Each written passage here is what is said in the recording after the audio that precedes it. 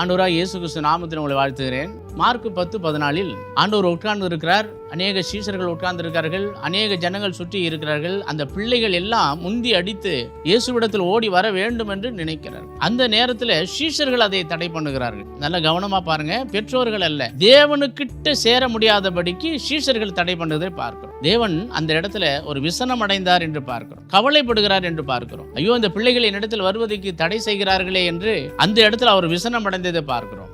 ஏனென்றால் தேவனுடைய ராஜ்யம் ஒரு பிள்ளைகளை போல, தேவ ராஜ்யத்தை ஒரு பெரியவர் மனிதர்கள் ஏற்றுக்கொள்ள வேண்டும். சிறு பிள்ளைகளிடத்தில் நீங்க சொல்லி பாத்தீங்கன்னா அது உடனே ஏற்றுக்கொள்வாங்க. அந்த ஏற்றுக்கொண்ட உடனே அதை அப்படியே அபியாசப்படுத்தி பேசுவாங்க. நாம ஒன்று சொல்லி கொடுத்தோம்னா அதை அப்படியே சொல்லுவாங்க. ஏனென்றால் அந்த வார்த்தை அவர்களுக்குள்ள இருக்கிறபடினாலே தேவ ராஜ்யம் அவர்களுக்குள்ள இருக்குது என்பதை நாம் சரியான முறையில் நாம் கண்டுகொள்ள வேண்டும் என்பதற்காகவே ஆண்டவர் அங்கே சொல்லுகிறதை நாம் பார்க்கிறோம். இந்த நாட்களிலும் சிறு பிள்ளைகளை தேவனிடத்தில் கொண்டு வருவதற்கு பெற்றோர்களும் சரி, மற்ற ஊழியக்காரர்களும் சரி, தடை பண்ணாமல் இருக்க வேண்டும் என்பது ஆண்டவருடைய விருப்பம். ஏன்னால் அவர் விசனம் அடைந்தார் என்று பார்க்கிறோம். ஆண்டவருக்குள்ள அந்த பிள்ளைகளை கொண்டு வந்து ஆண்டவருக்குள்ள அதை வளர்க்கும் போது ஆண்டவர் அதை பார்த்துக் கொள்வார். ஆண்டவருக்குள்ள அது வளரும், பரிசுத்தமாய் வாழும், உண்மையாய் வாழும், கர்த்தருக்குள்ள அது வாழும். அதனால தான் ஆண்டவர் சொன்னார், சிறு பிள்ளைகளை நடத்துவதை தடை செய்யாதீர்கள். நீங்க தேவராஜ்யக்கும் போகணும்னா கூட பிள்ளைகளை போல அந்த வார்த்தையை ஏற்றுக்கொள்ள வேண்டும் என்று ஆண்டவர் விரும்புகிறார். இந்த நாளிலும் ஆண்டவர் இயேசுவின் வார்த்தைகளை நீங்கள் கவனமாக ஏற்றுக்கொண்டு அதன்படி நடக்க ஒரு சிறு பிள்ளைகளை போல அவரிடத்தில் உங்களை ஒப்புக் கொடுங்கள். ஆண்டவர் உங்களை ஆசீர்வதிப்பார். இயேசு கிறிஸ்து நாமத்தில் உங்களை வாழ்த்துகிறேன். ஆமென்.